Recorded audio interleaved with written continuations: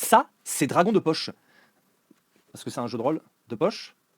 Et comme il y a des dragons, dragon de poche. On s'en fout.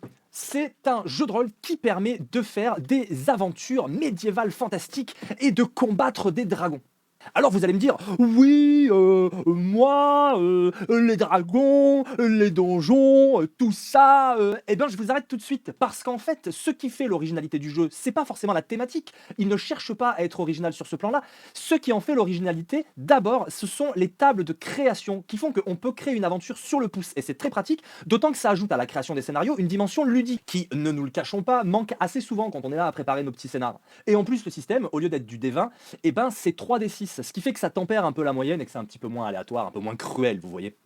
L'autre chose très intéressante, c'est que tout le monde a accès à la magie. Alors bien sûr, plus vous avez en intelligence, et mieux c'est, mais c'est vos points de magie qui vous permettent de faire de la magie, et c'est tout. Donc tout le monde peut faire de la magie, ça va déjà changer le rapport au monde. Et dernière petite chose, tous vos adversaires, en tout cas tous les big boss des aventures, seront des dragons. Mais il y en a une variété qui font que parfois on se demande même s'ils sont vraiment des dragons. C'est une des nombreuses pépites proposées par le Grumpf, et je vous invite à aller jeter un œil à cette petite merveille.